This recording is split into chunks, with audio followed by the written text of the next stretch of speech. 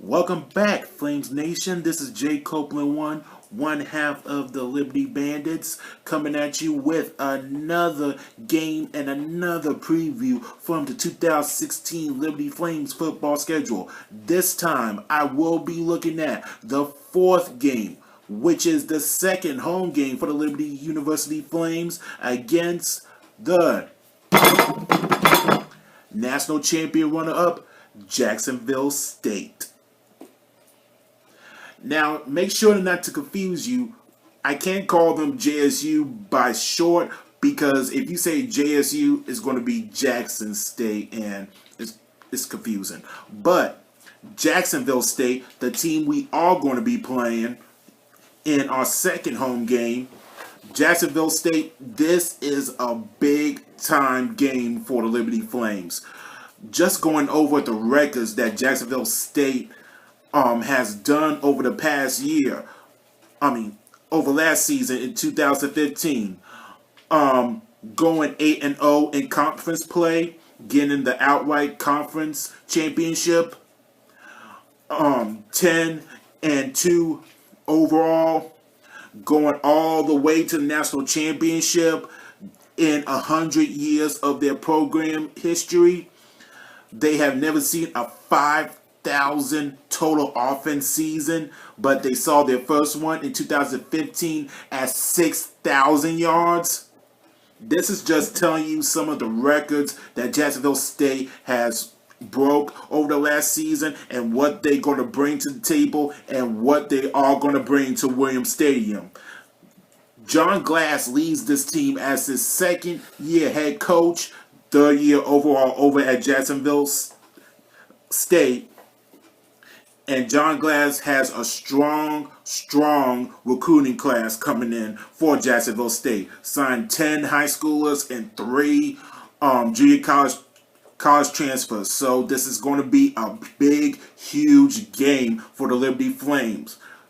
All the senior running back and the Georgia transfer at quarterback, they're gone from Jacksonville State. But their main ingredient for that whole explosive offense, Eli Jenkins for Jacksonville State, is coming back. He has broken passing records. He has broken everything in the offense that you could do in the OVC. Now, of course, keyword, national champion, runner-up against a highly stacked North Dakota State Bison team led by Carson Wentz. Go Cowboys! But once again, Eli Jenkins is back in Jacksonville State, and this is going to be a huge game for the Liberty Flames to play. And now, let's not play around with this any longer. I will go to my prediction and what is going to happen. This is basically Liberty versus Montana all over again, except it's not Montana, the team that beat the North Dakota State Bison. This is Jacksonville State. This is the team that was the national champion runner-ups. So, what that means is Williams Stadium is going to be packed for this game. This is our WrestleMania. And no, I'm not talking about the WrestleMania where Roman Reigns was the main event. I'm talking about the WrestleMania when Daniel Bryan was the main event. This is our WrestleMania. This is our Super Bowl. So, national champions means you're going to see a lot of Flames fans. The stadium is going to be packed. It's going to be sold out. It's going to be loud. Now, Flames Nation, you remember last season, we might not have had a good season because we didn't make the playoffs. But you remember our home streak. We were undefeated. So, basically put, this game is basically going to be based on the 12th man, and that is Williams Stadium. We know how loud Williams Stadium can be. We know how stingy the Liberty Flames are. The Liberty Flames are going to come in, pistols firing everywhere. And so will Jacksonville State. It's going to be a close game. It's going to be throwing touchdowns after throwing touchdowns after rushing touchdowns after rushing touchdowns and big time defensive plays.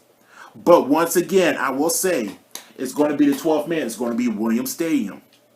So, my prediction, my final score, 28-24, Liberty pulls it out.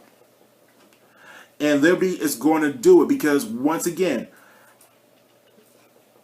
we can get absolutely loud at Williams Stadium. Now, you remember how stingy the Flames are in big-time games. It can all be based on one block field goal, or we can be on national television where we hit B.J. Farrell for the game-winning touchdown. How you doing, Coastal Nation? But other than the jokes aside, it's going to be a tight game. It's going to come down to who does the better quarterback plays. It's going to come down to who can make the defensive stops. And when you're in Williams Stadium, nobody, and I mean nobody, can beat the Flames in Williams Stadium. We are undefeated at Williams Stadium, going on a 6-game win streak at Williams Stadium. 6-game win streak. I like the Flames' chances. This is the time where the Flames, without Josh Woodrum, without Darren Peterson, we can put ourselves on the map and send a huge message not only to the Big South Conference, but to the entire FCS nation that the Liberty Flames are going to go for the playoffs, and not only for the playoffs, we're going to go to the national championship. Whether we have to go through North Dakota State Bison, whether we have to go through Charleston Southern University, or if we have to go through Jacksonville State University. We are here and we are going to be big-time contenders. This game, Flames Nation, if you are in Lynchburg, you need to come to Williams Stadium that night. You cannot miss this game. This game is a must. You got to be at the stadium. I'm already getting days off for that weekend because it's going to be a big weekend for Liberty Flames football. Well, that's all the time we have, Flames Nation. So, for Jay Copeland 1 to Flames Nation, just remember, every day is game day. And, of course, if you're at Williams Stadium, if you're in Lynchburg, Virginia, 3 simple things. Be early, be loud, wear red.